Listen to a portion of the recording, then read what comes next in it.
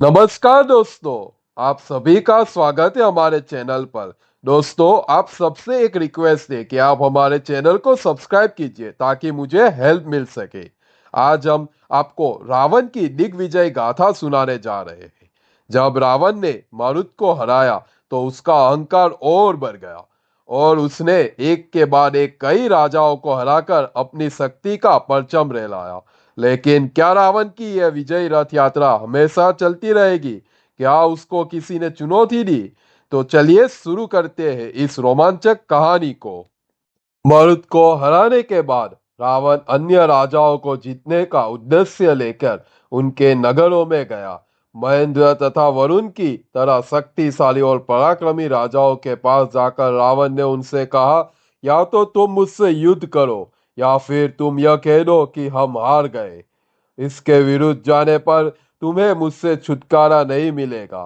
तब बुद्धिमान धर्मज्ञ राजाओं ने आपस में विचार विमर्श करके शत्रु की शक्ति को परखने के पश्चात कहा, हम तुमसे हार गए हैं। सूरत, गाती गई, दुष्यंत तथा पुनर्वा राजाओं ने अपने अपने राज्य काल में रावण से अपनी हार मानी थी। इसके पश्चात रावण अयोध्या नगरी में जा पहुंचा। जिस तरह देवराज इंद्र अमरावती नगरी में प्रवास करते हैं, उसी तरह अयोध्या नामक नगरी राजा पुरुष सिंह द्वारा बसाई गई थी। रावण ने उनके पास जाकर कहा, तुम या तो मुझसे युद्ध करो या फिर कह दो कि मैं तुमसे हार गया। यह मेरी आज्ञा है। उस पापी दुष्ट रावण के यह वाक्य सुनकर अयोध्यापति अनरण्य बहुत क्रोधित हुए तथा उन्होंने इस प्रकार बोले, हे राक्षसाधिपति, मैं तुम्हारे साथ द्वंद्व युद्ध करना चाहता हूँ। तुम मुझे थोड़ा समय दो ताकि मैं युद्ध के लिए तैयार हो जाऊं। तब तक तुम भी तैयार हो जाओ। उन्होंने रावण द्वारा दिग्विजय करने की बात पहले से ही सुनी हुई थी, इसलिए उन्होंने बड़ी भारी संख्या में सेना इकट्ठी कर रखी थी। उनकी समस्त सेना उत्साह में भरकर रावण का वध करने के लिए नगर से बाहर आ गई।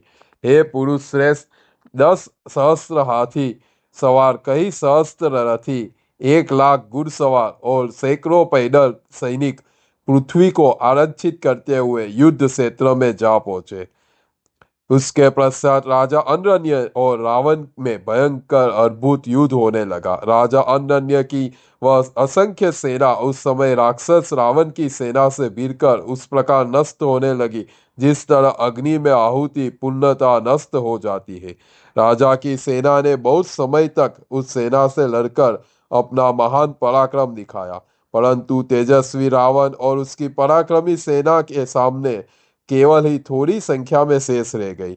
जिस तरह अग्नि में पतंगे जलकर भस्म हो जाती है, उसी प्रकार वह विशाल सेना काल के मुंह में समा गई। राजा ने देखा कि उसकी विशाल सेना उसी प्रकार नष्ट होती जा रही है जिस तरह जल से भरी नावें सागर में जाकर विलुप्त हो जाती है।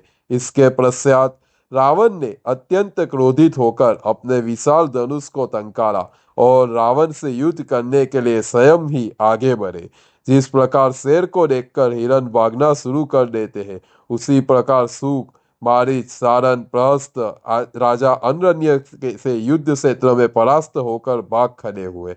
इसके बाद इक्ष्वाकुल नंदन राजा अनरण्य ने राक्षस राज रावण के मस्तक पर 800 बाण मारे।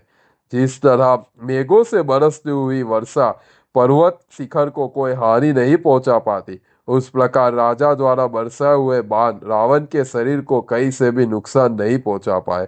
इसके पश्चात रावण ने क्रोध में आकर राजा के मुंह पर एक तमाचा मारा, जिसका प्रहार खाकर राजा रथ से गिर पड़े।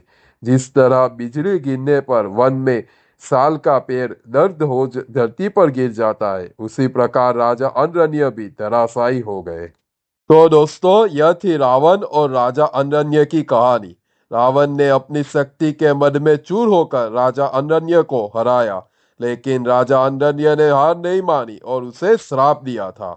यह कहानी हमें सिखाती है कि अहंकार कभी भी अच्छा नहीं होता और धर्म के मार्ग पर चलना हमेशा सही होता है। आपको यह वीडियो कैसा लगा हमें कमेंट करके जरूर बताएं।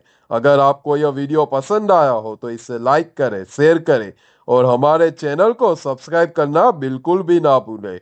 जल्दी हम एक और दिलचस्प कहानी के साथ वापस आएंगे। धन्यवाद। हर हर महादेव।